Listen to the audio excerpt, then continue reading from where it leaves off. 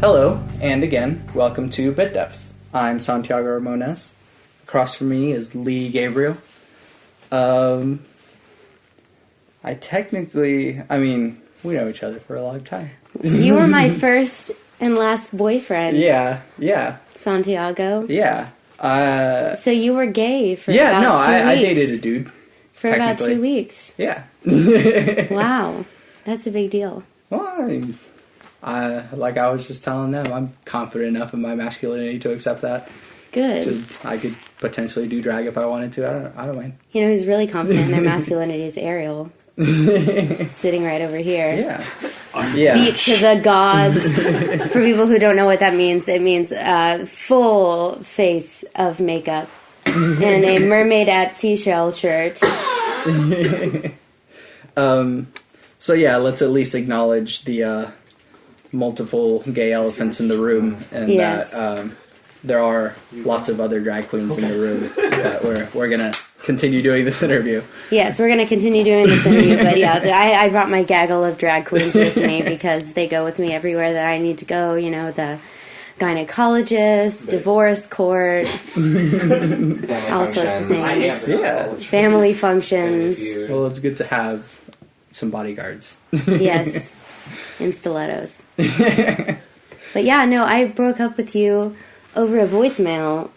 I don't even remember. And I think the voicemail said, "I'm sorry, Santiago, I can't be with you anymore. I'm a lesbian. We'll talk about this later. Bye." Yeah, I really do not remember. Middle school is a giant blur, not because I was high or anything, but because I just was so emotionally, unprepared for the universe.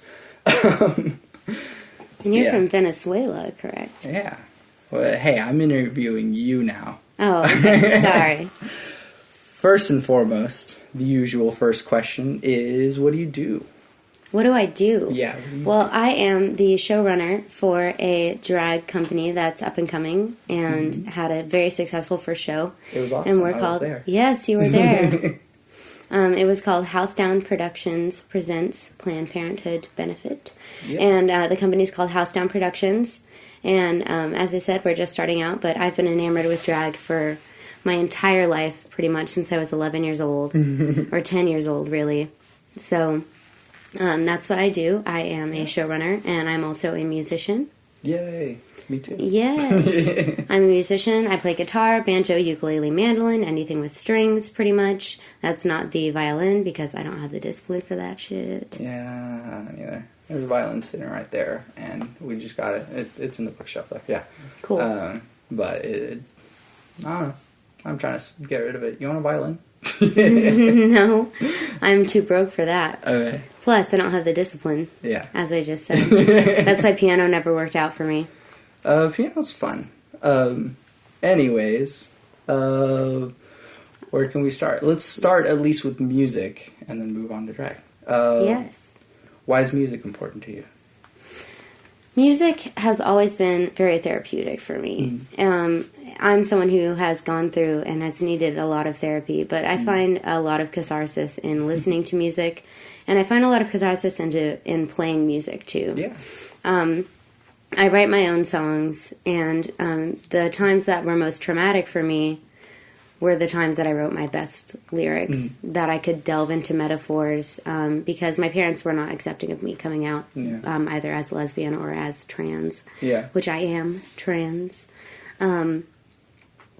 So when I was writing music, it was my way to hide behind metaphors. One of the favorite lyrics that I've ever written was called, for a song called Living By, and the lyrics were, "I'm running out of colors to paint myself for you." Because I felt like I had to be painted up like a doll all the time. I couldn't express my masculinity. I couldn't express who I was. So I was running out of colors in my little paint box of colors to paint myself for my parents. So, just like Alanis Morissette, once I'm happy, I can't write anything, and it all sounds like shit. Yeah. But once I am in a deep, dark place, I can delve into metaphors, and I can really write. So music has been a way for me to write away pain and to gain some sort of self-actualization and self-understanding through the lyrics. Yeah. When did you first start playing music or learning how to play an instrument or sing or whatever? I started very young. My first main stage musical, I was 6 years old. Ooh. What was that? That was called 'Twas. And it's a play on 'Twas the Night before Christmas. And I was a little Madeline doll, a little French girl, little Madeline doll. But I was basically born into the theater. My sister did theater, and she's nearly 11 years older than me. So I just grew up singing. I grew up in the theater. I started voice lessons at like 8 years old. So I always grew up singing a lot of jazz music, a lot of like Etta James and Billie Holiday and stuff like that. And then I started playing guitar around 10, 11, and I just fell in love with the guitar. I had an amazing guitar teacher right off the bat, and then I had a really amazing guitar teacher once I moved to Oklahoma when I was like 13. That just taught me everything that I know about guitar, and that's why I don't learn anything anymore, is because I had such a great teacher, and then I just stopped. I stopped learning, so I'm kind of stagnant in my guitar playing. I can play chords really well. Yeah. And I can do little riffs and stuff, but... If you're a singer-songwriter, it's all you really need. Yeah, exactly. And that's what I am, singer/songwriter. Yeah. I've been doing this, speaking of music as therapy, every time I do a show, like, it seems like I have a crisis, like, right before. And so the first song that I play is 3 Little Birds by Bob Marley. Yeah. Just because it's like, don't worry about a thing. It's going to be all right. I'm trying not to quote too many lyrics because I don't want you to get flagged. Nah. But, yeah, like, music is just a way for me to self-actualize and process a lot of things. And it has been since I was very, very little. Because growing up in theater, you're taught to express the lyrics that you're singing, not just sing them. But, like, every breath is a period. Yeah. You know, every breath is a comma. It's not just singing it straight through. It's not like school choir where, you know, nobody really cares and you're not really passionate about it. You have to really convey the emotions. And so I grew up with music from a music theater standpoint of really conveying the emotions. And so I've been able to process emotions. And then you've had a bit of a career in music. You've been traveling and stuff. What's that been like? Yeah, all throughout high school. I had a really supportive high school. So me and my best friend Jason were able to tour, you know, and skip school sometimes. But we'd manage it around breaks. I recorded 2 albums in high school. Yeah. And I've traveled all around the United States. I've done West Coast and, like, Mid-America tours. One of my favorite places ever to tour was New Mexico. I loved New Mexico so much. I loved Santa Fe so much. But just, it was all like a do-it-yourself, on the road type of thing. I would save up my money from busking or playing on the street, or I would save up my money from paid gigs, and I'd just have all my little tour money, and then one of our parents would just drive us around to different places, and we'd just try to make the money back on tour by selling albums or selling... you know, ourselves. That sounds funny, but selling our brand and trying to get people to tip us or buy our CDs. So, how much of that was your enthusiasm? all of it. Yeah. My parents are not supportive of a lot of things that I do, like the drag or my gender or sexuality, but they are very supportive of my music, almost to the point of like stage mom.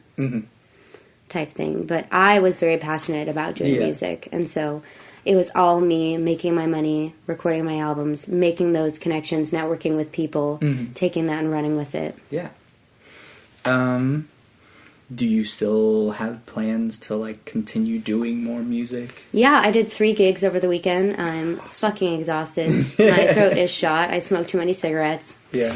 I drink too much coffee. But, yeah, I played 3 gigs this weekend. I played 1 in the Paseo Arts District and then 2 in Bethany. And one of them was a paying gig, so ka-ching. Yeah. But yeah, I found a new booking manager, so I'm out there again. Yeah. I moved away to Seattle for a little while, and then I came back here. So I'm just now getting back into the scene, but the Paseo Arts District's like a great place to start. Yeah. And so after that, like from there, I started doing Bethany. I've played gigs in Norman recently. Yeah. So I'm all over the place just making my connections. I'm really good at networking. What brought you to Seattle, or I guess back to Seattle? Yeah, so I was born in Washington State, and then at 11 years old, my family moved to Oklahoma. And then at 18, I was like, I know everything. I can go back to Seattle and make it work. So I went back to, Olympia and Bothell. I had 2 residences, and Bothell's like a suburb of Seattle, and then Olympia's the capital.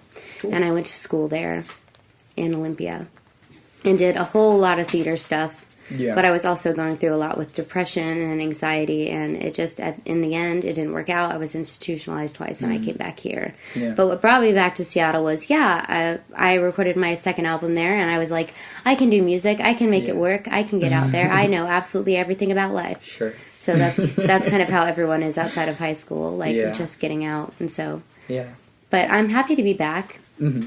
And there is like this deep, rich artistic community here. Yes. That I really love and appreciate. And it's just kind of like this hidden pocket of the buckle of the Bible Belt that has just an explosion of creative intellect that there isn't anywhere else. Yeah. No, I think that a big problem of what happens with art and like creative endeavors in Oklahoma in general is that people get started here, build up, and then move away. Yeah. Do you plan on, I guess, like, building up a home base here, or are you going to move away at some point? Well, now that I've got Haus Down Productions, I'm thinking about staying for a little while longer. I'm thinking about going to UCO. Shut the fuck up, Alana. She's dying. I know. Queen. Really, Queen. This is my moment. This is my moment. Continue. Anyway.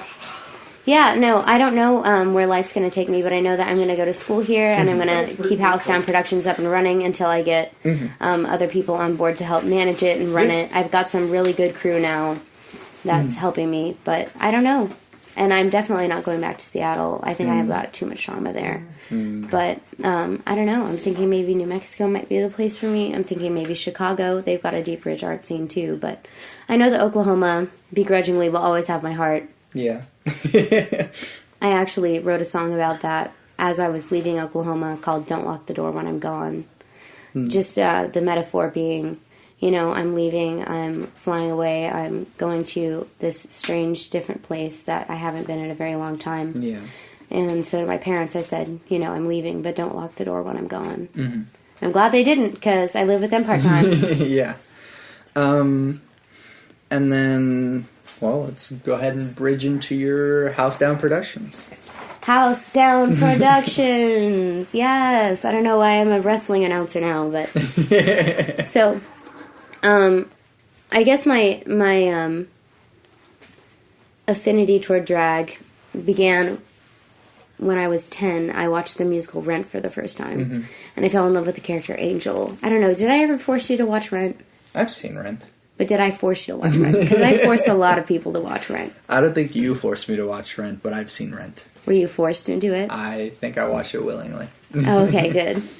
But, I was just really interested in the gender play of the character Angel, and Angel is so sweet and has a really terrible demise. I'm not going to spoil the movie for you, even though I kind of just did. But just the gender play and the artistic expression of gender really caught me at a young age. And I remember at the time, when I was 10, my mom sat down with me and was like, you know, I have gay friends at work, like, it's okay to be gay. When I came out, that all went out the window. Wow. But I had that, like, very deep, important talk with my mom very young. And so I just got hooked onto drag. And then was still in love with drag all through when I came out as lesbian. And then around 14, when I started coming out as trans, I latched on to drag a lot. Because my mom had told me, if you don't dress like the girl that you are, which I'm not a girl, but she said if you don't dress like the girl that you are, you don't have a place to live. And so I thought, hey, I can dress like a girl and still be a man. That's the thing. That exists. Yeah.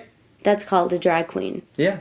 And so I latched on to drag. I started watching RuPaul's Drag Race. I started watching the documentary Paris is Burning about the Vogue scene in Harlem in the late 80s. I need to watch that. Yeah, it's wonderful. It's a wonderful documentary. But I latched on to all these different sort of avenues of drag and started latching on to different local drag queens in Oklahoma, even though I couldn't go out and see them. Yeah. Because that's what I was. I was a drag queen in a woman's body. Or in a female body. Yeah. Not really in a woman's body, because it's my body, but in a female body. And so drag was just a way for me to express my gender without expressing my gender outwardly. Yeah. Well, and then did you get involved in drag in Seattle? I did get involved in drag in Washington State. I was really involved in like the Lakewood scene and the Olympia scene for a while. I got really heavy into that, really interested in that. And the first drag performance that I ever did was at this little Eagles club, which is like a kind of like a veterans club. And I did I Won't Say I'm in Love from Hercules. So I performed as a queen. That's awesome. But what's really interesting about that is that I painted myself the house down. You'll remember that from earlier. After this, you'll take a quiz on all these drag terms. But I painted myself the house down, had a wig, had a fabulous, fierce purple bodysuit, and some really, really high wedges. And I went out there and performed, and everybody called me he. It was like they recognized me as a boy because they had never seen a folk queen or a woman being in drag. So they recognized me as a man, and I'm like, that's so funny how I can dress as this like pinnacle of hyper femininity and be addressed as a man. Ironic. Yeah. So I got involved there, and I also had this blog that I started when I was 18 called Drag Family Trees, where I would reach out to drag queens all across the world, not just the country, and ask them about their drag family. And a drag family is kind of like your crew. It's the people who got you into drag, and then the person who got you into drag is then your drag mother or your drag father if they're a drag king. And then you've got drag cousins, drag aunts, drag sisters, and you're all like interconnected. So the idea for the blog sorry, smoker cough and allergies. The idea for the blog was to interconnect all these different families and see how they were all related, kind of like an Ancestry.com. Yeah. And so I started with Queens in Oklahoma. I went out and reached out to them and was like, hey, I'm running this blog. I would like to talk to you about your drag connections and who you're related to. and I actually found my drag family through that blog. So when I was living in Washington, I had all these drag queens that I was talking to from all over the world, but mainly in Oklahoma. And I was like, you know what, I'm going to take a visit. I'm going to do a review of a club. So I took a visit, stayed with my parents, and had a family drive me to a drag club called The Rec Room, which is now shut down. But I went to The Rec Room, and I saw these fabulous queens called the Vandy Camps. I interviewed them. And my mom, Kinseta Vandy Camp, I asked her to be my mom by buying her an obsessive-compulsive cosmetics lip tar. And it was almost like a marriage proposal. I was like, I gave her the lip tar, and I was like, will you be my drag mom? So my drag family was in Oklahoma. I went back to Washington. So I would keep in touch with them through Skype and through interviews and through phone calls. But I was still living in Washington.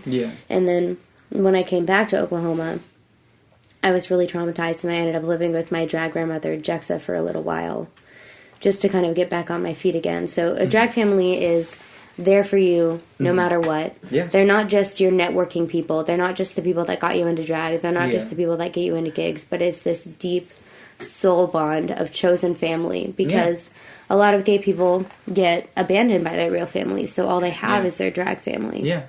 And so that's what that was for me, and that's what my whole blog was about, was finding these different connections. And I found people that I was related to through my family. Some of them have even been on RuPaul's Drag Race. Yeah, that's awesome. Yeah. So that's basically how I got into drag and how I got really interested in drag. And there's so many facets of drag that I find completely fascinating about the gender play. And I have these different categories that I put drag into and what they mean from an academic standpoint, because I'm a scholar. And the brunt of my scholarly work has been about drag and about the sociology aspect of drag. Yeah. And then I guess I could ask, like, some of your terminology here. You referred to yourself as a faux queen. Was that? Okay, so a faux queen, there's a couple definitions. The first one would be a woman dressing as a drag queen. So a woman painting the house down, dressing in drag. But the definition that I use is a female-bodied person dressed as a drag queen. Sure. So basically a faux queen is just someone with a female body who paints themselves and performs as a drag queen, who lip syncs, who wears a wig, who puts on the heels and works in the drag scene. Yeah. Is there, like, a certain perception that, like, is different, or a certain difference in performance that happens with a faux queen? There shouldn't be. Cool. I consider it cheating if you're not padding and wearing a wig. Sure. And wearing makeup the way that drag queens would wear. And there are some drag queens that don't pad, but as a female body person, you really want to be able to emulate what drag is. But also, drag is such an expansive topic because you've got drag queens that are very avant-garde or do what's called like tranimal looks. You've got people who paint themselves to look like giraffes, and that's still drag. I mean, drag is all-encompassing visual body art. Yeah. And then going out there and performing, either lip-syncing or singing. And then how did Haus Down get started? So Haus Down got started because, well, we can talk about this on the later episode too. Yeah, we'll do that too. But Crystal, Beth, and I were... Crystal Beth is a drag queen from Oklahoma City. And we were talking about how there was no drag venue in Norman, Oklahoma, even though there's like 1,000,001 drag queens that live there. Crystal now lives in Norman, and I live in Norman part-time. And there's so many of us, but after the rec room got shut down, so many queens lost their jobs. And the rec room was in Oklahoma City, so now they're driving from, to Tulsa, or to Oklahoma City, or to Arkansas, or to Texas, or to different places in order to perform. And we were like, there really should be a drag venue in Norman. And so we just talked about it for a little bit, and Crystal's like, yeah, I'm down, let's do this. And then I found through a friend of mine this venue called Resonator, which is an art gallery that holds shows, mostly music-based shows, but they had a fashion show, and I was like, this would be a really cool drag venue. Yeah. And so I messaged Crystal on Facebook Messenger and was like, hey, I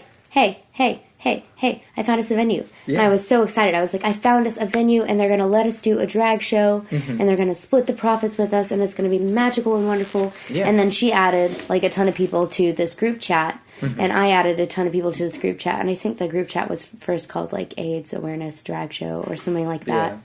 But I was like, we need a name. And so after we got the venue all set up and all ready, then we thought about a name. Oh, okay. And I suggested Haus Down Productions. And Haus Down is a drag term that's basically just an exclamation point. Like when I say, I painted myself the house down, it means I did makeup over the top. Yeah. Exclamation point. Yes. So Haus Down Productions could basically just be abbreviated to exclamation point productions. Yeah. Or like if someone performs the house down. Yeah. It's an abbreviation of burning the house down. Yeah. It's basically what that is. Cool. And of course we will plug that again in an hour, but when is the next show? The next show is going to be on March 25th? March 25th. March 25th. Thank you, guys. Thank you. My gaggle of drag queens is reminding me. But March 20th. What are you guys doing over there? Talking shit. Oh my god. Judging your mother. Judging my mother. Judging Kinzada. Don't judge Kinzada. She's my mom. Stop it. God has judged her enough. God has judged her enough. There is no excuse for you. Later. There is no excuse for you, Alana. Was that when she was pregnant with Yes. Fuck you. Fuck you. Yeah, my drag mom, she used to be bigger than she is, and she's super, super handsome now. Super handsome. She's real handsome. She's handsome and Brad. We'll get to that later. Anyway, March 25th is going to be the next show. So the first show was a Planned Parenthood benefit because in these Trumpian times, Yeah. we needed to do something to give back to the community, and so I was so overwhelmed by the support. We had like 80 plus people come to the show. Yeah. The cover charge was $4, and I was planning on giving all of that to Planned Parenthood because we worked out something with the venue where I could just pay them a flat fee. So I was going to give all the proceeds to Planned Parenthood, and we ended up raising $677. Yeah. So I can't do the math on that. Maybe one of you guys with the phones could do the math on that. So $80. So 80 times 4. 80 times 4. Just 320. Yeah, that's 320. That's 320. So we raised over twice that for Planned Parenthood through donations, and then the queens got their tips as well. So, Got some tips and some tips. so we got a lot of tips. But $677 toward Planned Parenthood, and it was just a show with 7 drag queens, and I let them have free reign, do whatever they want, had them host it. As a showrunner, my basic duties are just running around, making sure all the queens are ready to perform, making sure the DJ has what they need, taking care of people at the door, cover charges, making sure everyone feels welcome. So I was running around doing a bunch of different things, and I didn't even realize how much money we had made until after the second set of the show had started. Yeah. And I had counted it all out. We had representatives from Planned Parenthood there watching me count it, and they were like, holy shit, we have never raised this much money at an outside benefit. Yeah. So it was awesome. Really incredible. It is really awesome. And I'm glad to have been there and to have supported and everything. What did you think about the show? It was amazing. All of you guys are amazing. Especially the hostess. Just the one. Everything was great. It was my first drag show, and so while I had some idea of what to expect since I've watched some of RuPaul's Drag Race. Oh, yes. You know everything about drag because you watched the RuPaul's Drag Race. I can't say I know everything, so...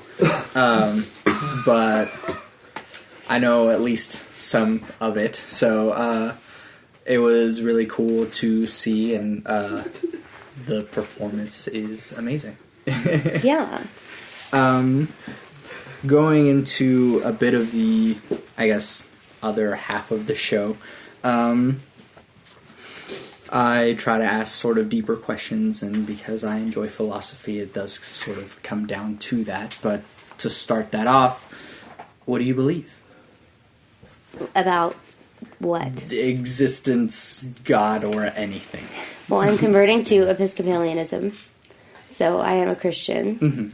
Which my Christianity actually came through my queerness, which is really funny because usually queerness drives people away from Christianity because of all the hatred that comes for it. That comes from it. You know, families disowning you, churches disowning you, saying that you're not allowed to worship and you're not allowed to believe in a God that created you. Sure. And that's just from my Christian standpoint. So for anyone listening, if you don't agree with this, that's absolutely fine. Episcopalians are very lax. Robin Williams called it Catholic Light. Some people call them whiskey palians, but I don't drink whiskey that often. But I actually came from a family of... My mom is a devoutly religious Baptist woman. She says she's Methodist, but she grew up Baptist, so we're just going to stick with that. And then my dad actually... is completely against religion, completely has an aversion to religion because he came up through the Jim Jones People's Temple, which if you haven't heard of it or aren't familiar with it, it's a cult where in the 1970s they all lived in Guyana in a place called Jonestown, and they all drank Kool-Aid and committed mass murder. They said it was a mass suicide, but it's actually a mass murder brought by Jim Jones. Yeah. Killed all of his followers. Yeah. So my dad was in that cult when they were in San Francisco before they went to Jonestown, and his whole family had passports, his whole family had everything. And my grandpa carried a picture of Jim Jones until the day that he died. I mean, he was a true believer. Yeah. But my grandmother, she was told by Jim Jones that she could no longer smoke cigarettes and she could no longer wear her lipstick because it wasn't becoming of a woman of God. So he completely shattered her perception of who he was. And so even though they had the passports, they were ready to go. They had witnessed all these faith healings. They had witnessed people being dragged away that didn't believe. They decided to leave under cover of night because she's like, I'm not giving up my Maybelline and I'm not giving up my Virginia Slims. Like, we are leaving. And so they escaped to Oklahoma and they moved back with family, didn't tell anybody else where they were going. And then on TV one day, my dad saw all these people that he knew dead on the screen. And so he's very averted to religion. So I grew up in a house kind of divided. I went to church sometimes with my mom. My dad was never about that life. My dad could never be religious again after what had happened to him. And so I was kind of churched and kind of unchurched, but I was baptized in a Baptist church and believed in God for a long time, and then really struggled with God because of coming out and because, I thought that I didn't belong or I couldn't belong. And I was playing a gig one day when I was about 15 years old. At a little coffee shop, and I had this guy come up to me, and he was like, hey, my wife and I go to this church, and we would really love for you to come. The church is called Expressions. I'm going to plug them because they're amazing. Expressions OKC. So I'm going to invite you to come play at our church because I was playing this gospel song, and they were like, I was like, let's do it. My mom was really, really excited for me to be playing at a church. She's like, yes, my, little girl, quote unquote, is going to be a godly girl, and she's going to play at this gig, and it's going to be amazing, and we're going to get involved with the church again. So I go to the church. Shut the fuck up. Betty, will you tie my shoe? So, anyway. I said, Betty. Anyway. We were headed to this church, and we get there, Expressions OKC, and I start playing, and then the pastor starts speaking, and he starts talking about him and his husband. And I was like, oh, fuck yes, karma! Karma, Mom! Karma, karma, karma. So the church ended up being a gay church, and I call it a gay church not because it's only for gay people. It's not exclusive to anybody. But gay people are affirmed and are welcome there. And they aren't at a lot of the nearby churches. And, in Oklahoma, there's a church, on every single street. There's a church and a liquor store and a crest. And there's this thing about this tradition of believing. So even if you don't really believe, you have to go to church. And then all these gay people would be outcast from the church, so they had to find their other church. So there were atheists that were gay that went to the church just because all their life they had gone to church on Sundays. And so this church was just this wonderful place where people of all different faiths, of all different backgrounds, of all different ages, of all different colors could come together and worship a God that loves and affirms them. So I got really into Christianity again, and it's stuck with me. And I definitely believe that Jesus loves and embraces and accepts everybody. And the Episcopalian Church believes the same and stands for the same. And so I kind of queer my theology. I look at my theology through a queer lens all the time, and I talk a lot in my ministry class about gender.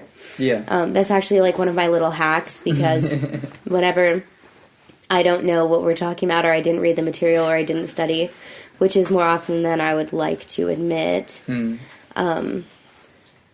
I will turn the conversation on gender and be like, oh, can you believe in Leviticus they said this about women? Or can you believe that this textbook said that women are the weaker sex? And so we'll go back and forth talking about it. But Jesus never said a damn thing about gay people. All he said was love one another. Love thy neighbor. I mean, there are some translations as to which it sort of says it, where it's sort of like back translated into homosexual, but it's like a really bad translation. But I was going to ask about that, how... But Jesus Christ never said anything about homosexuals. Yes, I think that was Paul. Oh, well, yeah, Paul said a lot about homosexuals, but Paul said a lot about... and I used to really not like Paul. I used to really dislike Paul. And through talking to my ministry class, I've learned so much about Paul and his years as a slave and his years as being beaten down and being literally struck by God on the head for being such an asshole. And I'm like, you know what? Paul has been through a lot. Paul was of a different time. I look at the Bible as a historical document Yeah. more than I do a spiritual document. Sure. But I mean, so what is that? How does that translate to how you believe in facts that it states? I look at the historical context of what I'm reading. Okay. And I know that a lot of it is allegory, like the Israelites were basically not really a people, but they formed and became a people, and they had to exclude people in order to become a people. So there were the Jews and the Gentiles. Yeah. And while Israel was at war, they had to unify over something to hate. Right? So they would hate on different groups of people. They would hate on women who had second husbands. They would hate on gay people.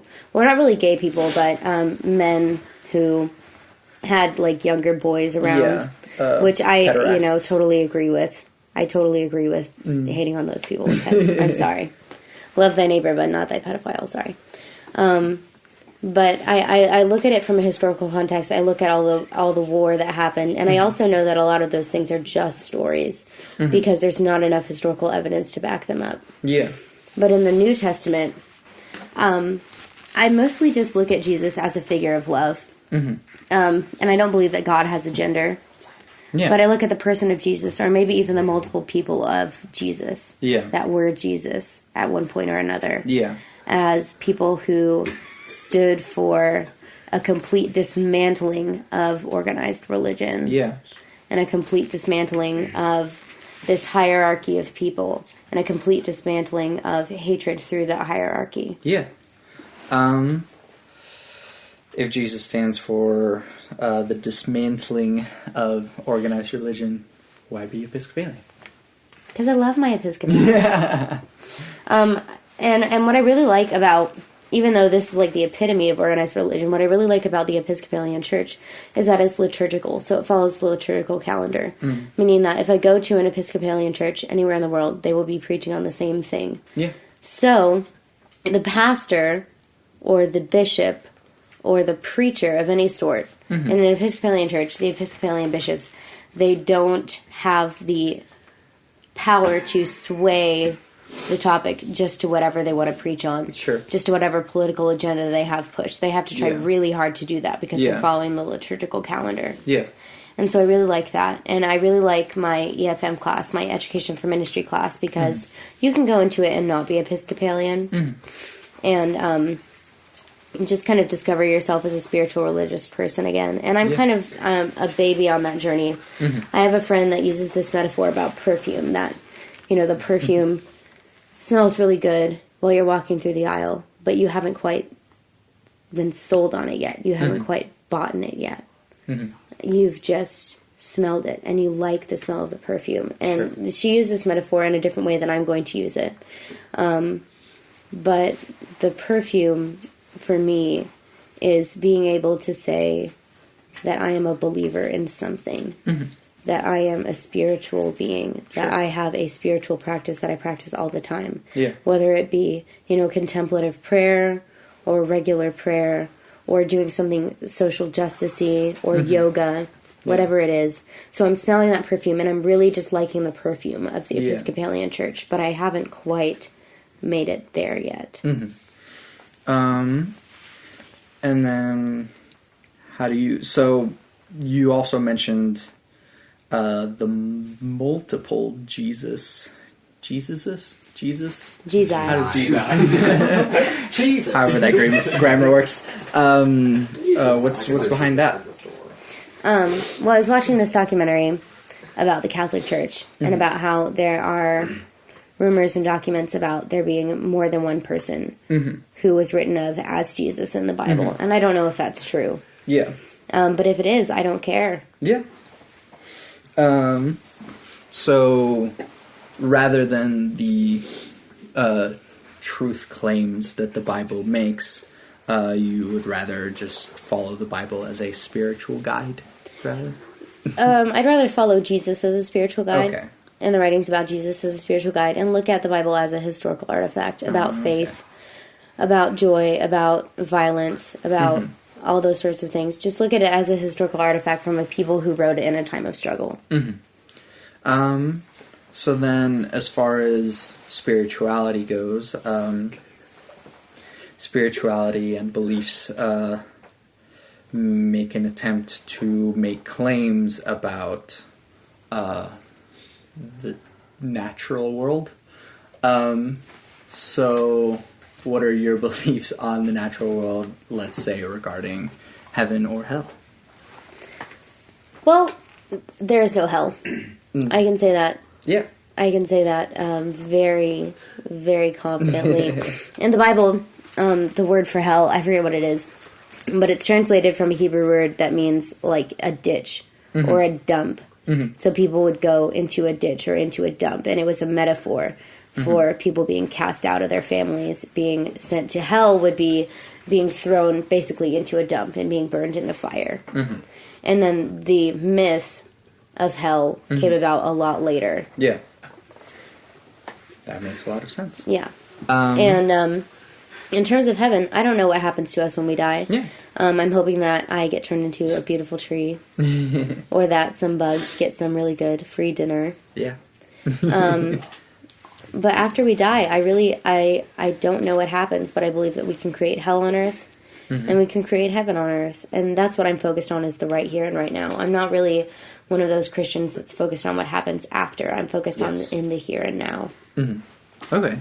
How do we make the here and now much better for all people?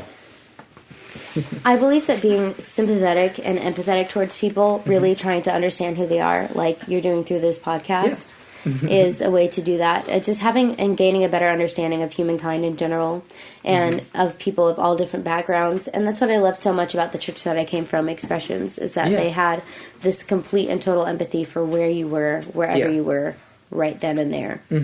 And with Haus Down Productions, I am trying to do the same thing by making it an all-ages venue for everybody to come and enjoy the drag. And raising money for Planned Parenthood and doing things to help out locally from where you are. I think that local is the way to go. Helping out your local Planned Parenthood, helping out your local church, helping out your local schools is the way to make the world a better place. Yeah.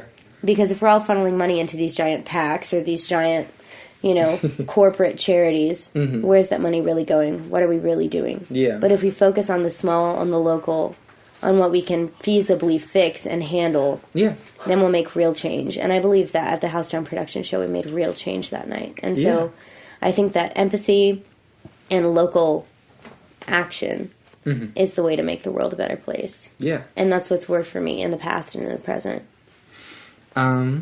And then how do we, both locally and just as a whole, fight the shitstorm that is the Trump administration? Local. Start local. I mean, I remember in the group chat for Haus Down Productions, after everything had happened, someone was like, oh, well, we're not going to have the show because everything's going to be burned down. And I was like, no. This show just became 1,001 times more important. Yeah. Because we will be helping a cause that is being attacked by the Trump administration. So this show just became so much more important. We need to boost it as much as we possibly can. Yeah. But I think that locally is where we start with everything. Empathy for people, so starting from the inside out. Yeah. Local action with people and like groups of people and groups in general that are being attacked. Yeah. So like your local ACLU, your local Planned Parenthood, your local schools. Yeah. That's where I would start. And then how do you reach out to the people who are adamant about not accepting you, or adamant about taking away rights, or the people who are just diametrically opposed to everything that you stand for? Well, I keep myself grounded. I know myself enough that I can meet them where they're at. Yeah. So I get to know them. I get to know a little about their life. I get to know why they believe the things that they believe. And then I share my own experiences. And that's where the empathy comes in. Yes. Because if I can empathize with them and I make them comfortable enough, they can then empathize with me. Yeah. And that's how you change hearts and minds, is through meeting people where they're at. So if I meet someone who's hyper-conservative, it's like that story with the woman in the well with Jesus. You know, he met her exactly where she was at. She was an adulterer, and he knew everything about her. But he met her exactly where she was at. Yeah. And through that, she became a believer. Yeah. So meeting them where they're at, getting to know who they are. And then after they share who they are, sharing who you are, and sharing all of your pain and all your trauma and all of your scars. Right? To get to where you are. And relating that back to their own experiences will help them better understand you. Rather than saying, oh, shame on you, you know, you should just accept me. Yeah. Why don't you accept me? What are the things in your life that are keeping you from opening up? Yeah. And then having them open up to you, and then you opening up to them. That's what's worked for me. Yeah. Do you think that certain methods that are being used by social justice warriors are being more detrimental than they are being helpful? I think that shaming people is never going to keep people on your side. But I do believe that there is a time and place for that. Like with the AIDS movement and with ACT UP, they were all about, you know, shaming the people who were literally killing people through withholding medications. Yeah. Through gay propaganda, anti-gay propaganda attacks. I mean, there is a time for violence, and there is a time for war. But I believe that right now, social justice warriors should be focusing on empathy and love and action. And not action through hate, but action through peace. Yeah. Because that is how we will get the hyper-conservatives on our side. Yeah. Is not through deleting them on Facebook, but through sending them messages, through talking with them, through engaging with them. Yeah. Through letting them know, hey, I'm not just a social justice warrior. I'm a real person. Yeah, yeah. And this is why I believe what I believe. How do you reach across to the people who, rather than just being adamant about being displeased about your position, but are also violent and willing to kill you? Wow. I need to pause to think about that. Yeah, I know. I ask hard questions. Hard question, Santiago. Deep talks.